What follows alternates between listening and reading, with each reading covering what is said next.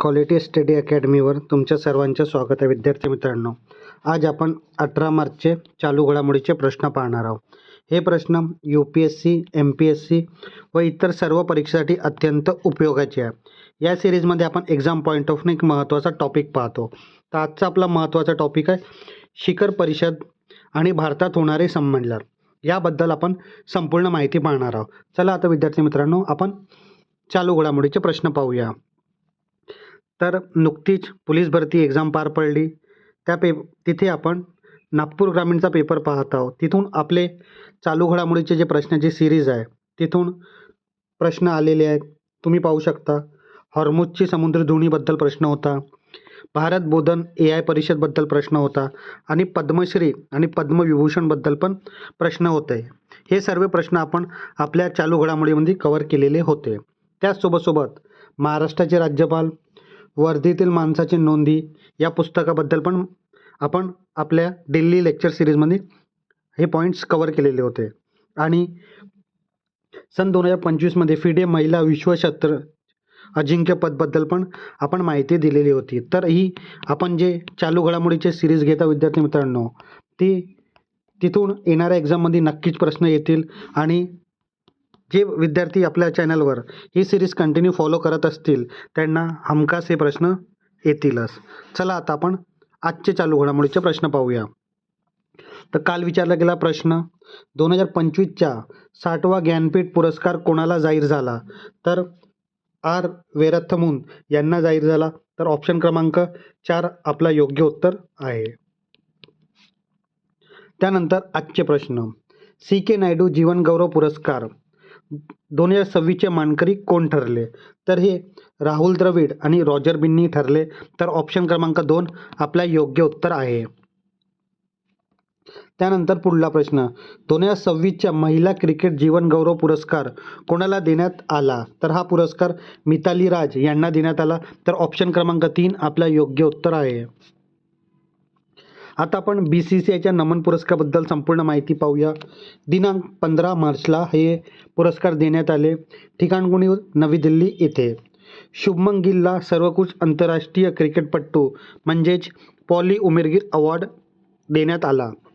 स्मृती मंदाना सर्वोत्कृष्ट आंतरराष्ट्रीय क्रिकेटपटू महिला हा पुरस्कार त्यांना मिळाला.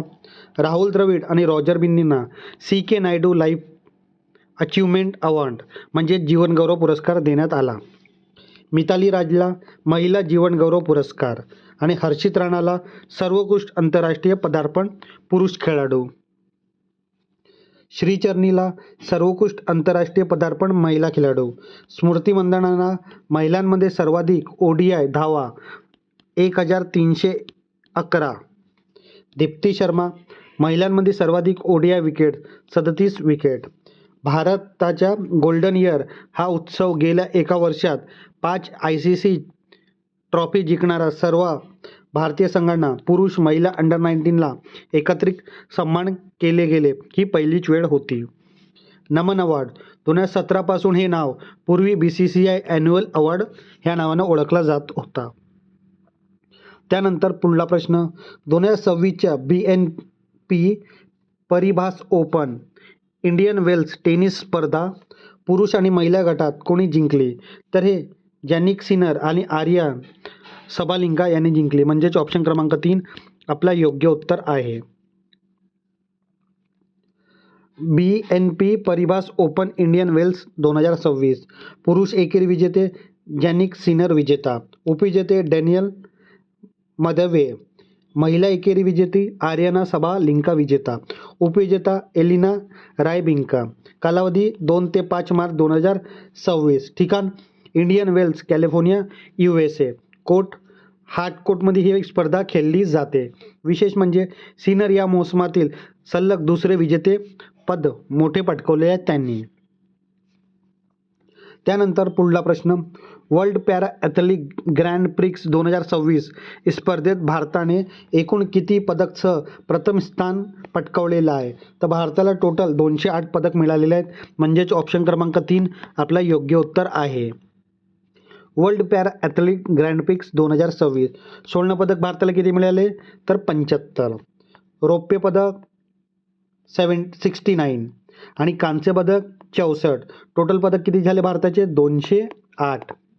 आणि 208 या पदकासोबत भारत कितव्या क्रमांकावर आलेला आहे? तर पहिल्या क्रमांकावर. तर हा पण प्रश्न येऊ शकतो. World para athlete grand prix 2026 मध्ये भारताचा क्रम कोणता होता? तर भारत पहिल्या क्रमांकावर आहे. हे पण माहिती तुम्ही लक्षात ठेवा. ठिकाण कोणतं? नवी दिल्ली, भारत इथे. उपविजेता रशिया. रशिया 35 पदकासोबत उपविजेता ठरलेला आहे. सहभागी देश 8 देशांचे 257 खेळाडू इथे सहभाग झालेले होते.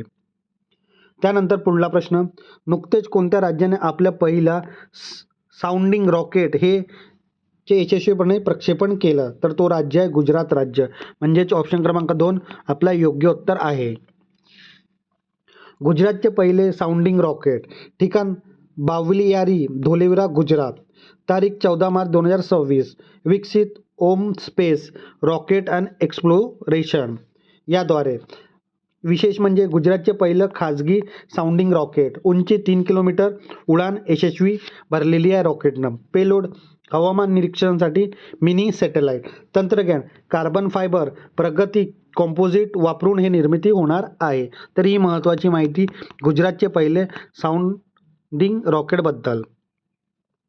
त्यानंतर पुढला प्रश्न, शिक्षण मंत्रालयाने IIT कानपूरच्या सहकार्याने स्पर्धे परीक्षेचे तयारीसाठी कोणतं मोफत डिजिटल प्लॅटफॉर्म ॲप विकसित केलेलं आहे? तर त्या ॲपचं नाव आहे साथी. तर ऑप्शन क्रमांक 2 आपला योग्य उत्तर आहे. साथी पोर्टल. आता आपण साथीचा फुल फॉर्म पाहूया. Self assessment test and help for entrance exam. सहकार्य शिक्षण मंत्रालय आणि IIT कानपूर. स्वरूप पूर्णपणे मोफत फ्री डिजिटल प्लॅटफॉर्म. परीक्षा JEE, NEET, SSC, IBPS, CUT आणि इतर परीक्षा. भाषा मराठीसह 12 प्रादेशिक भाषांमध्ये उपलब्ध. तंत्रज्ञान AI आधारित सराव विश्लेषण लर्निंग ॲनालिटिक या माध्यमातून हे तंत्रज्ञान काम करेल.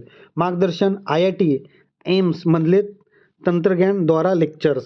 उद्देश ग्रामीण भागातील विद्यार्थ्यांना मोफत दर्जेदार कोचिंग देणे या साथी पोर्टलचं मुख्य उद्देश आहे. तर ही महत्त्वाची माहिती याबद्दल. त्यानंतर पुढला प्रश्न, महाराष्ट्र विधानसभा 16 मार्च 2026 रोजी धर्म स्वातंत्र्य विधेयक 2026 कोणी मांडले? तर हे देवेंद्र फडणवीस महाराष्ट्राचे मुख्यमंत्री यांच्या मार्गदर्शनाखाली मांडले गेले. तर ऑप्शन क्रमांक 4 आपला योग्य उत्तर आहे. महाराष्ट्र धर्म स्वतंत्र विधेयक बिल 2026. महाराष्ट्र धर्म स्वतंत्र विधेयक बिल ND कन्व्हर्जन बिल मांडले कोणी? गृहमंत्री पंकज भोयरने मांडले. पण देवेंद्र फडणवीस महाराष्ट्राचे गृहमंत्री यांच्या मार्गदर्शनाखाली. तारीख 16 मार्च 2026 विधानसभेत. मुख्य तरतूद बळजबरीने आमिष दाखवून किंवा फसवणूक होणाऱ्या धर्मांतावर बंदी. शिक्षा दोषी आढळल्यास 7 वर्षापर्यंत कारावास आणि 1 लाख रुपयाचा दंड. अट धर्मांतर करू इच्छिता व्यक्तींना 60 दिवसाआधी जिल्हाधिकारी कार्यालयात नोटीस देणे बंधनकारक.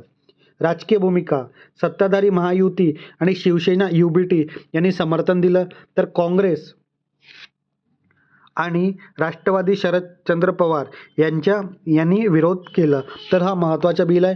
तर महाराष्ट्र धर्मस्वातंत्र्य विधेयकबद्दल ही माहिती. त्यानंतर पुढला प्रश्न, कोणत्या राज्य सरकारनं विकलांग हिंसाचार आणि छळापासून वाचवण्यासाठी ॲडव्होकेट प्रोटेक्शन बिल 2024 प्रस्तावित केलं? तर तो राज्य आहे गोवा राज्य. म्हणजे ऑप्शन क्रमांक 3 आपला योग्य उत्तर आहे. Goa advocate protection bill 2024. राज्य गोवा सरकार. उद्देश वकिलांना हिंसाचार आणि धमक्यापासून संरक्षण देणं. शिक्षा दोषी आढळल्यास 7 वर्षापर्यंत कारावास आणि 1 लाख रुपये दंड होईल. तरतुदी वकिलांच्या कामात अडथळा आणणे आणि हा दखलपात्र गुन्हा ठरणार आहे. विशेष म्हणजे वकिलांच्या मालमत्तेच्या नुकसानासाठी भरपाईची तरतूद पण या विधेयकामध्ये आहे. त्यानंतर पुढला प्रश्न, मॉरिशसच्या 58व्या राष्ट्रीय दिनाच्या सोहळ्यात भारतीय नौदलाचे कोणते जहाज सहभागी झाले होते? तर INS त्रिकन हे या इथे सहभाग झालेले होते. म्हणजेच ऑप्शन क्रमांक 2 आपला योग्य उत्तर आहे. INS त्रिकन. कार्यक्रम मॉरिशसच्या 58वा राष्ट्रीय दिन. तारीख 12 मार्च 2026. ठिकाण पोर्ट लुईस मॉरिशस. जहाजाचा प्रकार स्टेल फ्रिगेट हा जहाजाचा प्रकार आहे. उद्देश्य द्विपक्षीय सागरी सुरक्षा संबंध दृष्ट करणे. तरी ही महत्त्वाची माहिती INS त्रिकंड आणि मॉरिशसच्या 58व्या राष्ट्र दिनामध्ये सामील झाला याबद्दल. त्यानंतर पुढला प्रश्न, राष्ट्रीय लसीकरण दिन 2026 केव्हा साजरा करण्यात येतो? तर तो 16 मार्च रोजी साजरा करण्यात येतो. तर ऑप्शन क्रमांक 2 आपलं योग्य उत्तर आहे. राष्ट्रीय लसीकरण दिन 2026 16 मार्च ला साजरा करण्यात येतो. विषय थीम काय? Immunisation for all in humanly possible ही ह्या विषयाची थीम आहे. इतिहास 16 मार्च 1995 पहिली पल्स पोलिओ मोहीमच्या स्मरणार्थ. उद्देश जीव घेणाऱ्या आजाराविरुद्ध लसीकरणाबाबत जनजागृती. विशेष म्हणजे 2026 मध्ये HPV आणि डेंग्यू लसीकरणवर विशेष भर दिलेला आहे. आता विद्यार्थी मित्रांनो, आपण आपल्या चालू घडामोडीच्या सत्रामध्ये एक्झाम पॉईंट ऑफ एक महत्त्वाचा टॉपिक पाहतो. तर आजचा आपला महत्त्वाचा टॉपिक आहे शिखर परिषद आणि भारतात होणारे संमेलन. आता आपण याबद्दल माहिती पाहूया. आंतरराष्ट्रीय शिखर परिषदता G7 शिखर संमेलन 2025 कॅनडामध्ये पार पडली. नाटो शिखर परिषद 2025 नेदरलँडमध्ये पार पडली. COP30 हवामान शिखर परिषद ब्राझील येथे पार पडली. G20 संमेलन 2025 हे दक्षिण आफ्रिकामध्ये पार पडली. 47वी एशियन शिखर परिषद मलेशियामध्ये इथे पार पडली. संघाई सहकार्य संघटना शिखर संमेलन चीनमध्ये. एपिक शिखर संमेलन 2025 दक्षिण कोरियामध्ये. बिमस्टेक शिखर संमेलन 2025 बँकॉक थायलंडमध्ये पार पडली. IOR म्हणजेच हिंद महासागर रिम असोसिएशन शिखर संमेलन श्रीलंकामध्ये पार पडली. आता भारतीय स्तरावर आणि भारतात होणारे संमेलन आपण पाहूया. ग्लोबल टेक्नॉलॉजी समिट 2025 नवी दिल्ली इथे. जागतिक हवाई वाहतूक शिखर संमेलन नवी दिल्ली इथे. भारतीय लष्कर वारसा महोत्सव 2025 नवी दिल्ली इथे. ग्लोबल सस्टेनेबल समिट 2025 नवी दिल्ली इथे पार पडली. ई-गव्हर्नन्स 28वे राष्ट्रीय संमेलन विशाखापट्टणम इथे. आंतरराष्ट्रीय योग दिन सत्र 2025 विशाखापट्टणम इथे पार पडला. यूथ स्पिरिच्युअल समिट 2025 वाराणसी इथे पार पडली. एशियन भारत युवा शिखर संमेलन 2025 गोवा इथे पार पडला. स्त्री समिट 2025 हैदराबाद इथे पार पडली. त्यानंतर आपण पर्यावरण आणि इतर विशेष सत्र पाहूया. COP30 हवामान शिखर संमेलन ब्राझील इथे.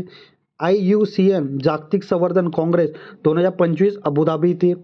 UNCTAD सत्र 2025 जिनेवा स्वित्झर्लंड इथे. जागतिक हायड्रोजन शिखर संमेलन 2025 रोटरडॅम नेदरलँड इथे. युनिव्हर्सल पोस्टल काँग्रेस 2025 दुबई इथे. जागतिक सरकार शिखर संमेलन 2025 दुबई इथे पार पडली. तर विद्यार्थी मित्रांनो, खूप महत्त्वाचे शिखर परिषद आणि त्यांचे ठिकाणे आहेत. तुम्ही ही माहिती लक्षात ठेवा आणि नोट डाऊन करून ठेवा. आता विद्यार्थी मित्रांनो, आपण आपल्या सिरीजमध्ये एक प्रश्न क्वेश्चन ऑफ द डे तुमच्यासाठी असतो. तर आजचा प्रश्न तुमच्यासाठी आहे, 58व्या ऑस्कर पुरस्काराच्या सोहळ्यात कोणत्या चित्रपटाला सर्वोत्कृष्ट चित्रपट म्हणजेच बेस्ट पिक्चर म्हणून घोषित करण्यात आलेला आहे? तर ऑप्शन तुमच्या समोर आहेत विद्यार्थी मित्रांनो. या प्रश्नाचं उत्तर नक्की तुम्ही कमेंट बॉक्समध्ये द्या. चुकला तरी काही हरकत नाही, येणाऱ्या व्हिडिओमध्ये आपण याबद्दल माहिती पाहणार असावं. आता विद्यार्थी मित्रांनो, आपण आपल्या क्वालिटी स्टडी अकॅडमीच्या यूट्यूब चॅनलवर जे डेली करंट अफेअरची सिरीज घेत आहोत ते तुम्हाला कशी वाटत नक्की सांगा. यासोबत आपण वीकली आणि मंथली करंट अफेअरची सिरीज पण तुमच्यासाठी आपल्या चॅनलला उपलब्ध आहे. तर हे पण व्हिडिओ तुम्हाला कसे वाटत आहे तुम्ही नक्की कमेंट बॉक्समध्ये सांगा. आणि यासोबत टेस्ट सिरीज पण आपल्या चॅनलवर आपण एक प्रॅक्टिस व्हावं म्हणून घेत आहोत. हे टेस्ट सिरीज पण तुम्हाला कशी वाटत आहे तुम्ही नक्की सांगा. आणि जे विद्यार्थी आपल्या चॅनल नवीन असतील ते आपल्या क्वालिटी स्टडी अकॅडमीच्या यूट्यूब चॅनलला सबस्क्राईब करू शकता. तर त्यांनी आपल्या चॅनलला सबस्क्राईब करायला विसरू नका. धन्यवाद.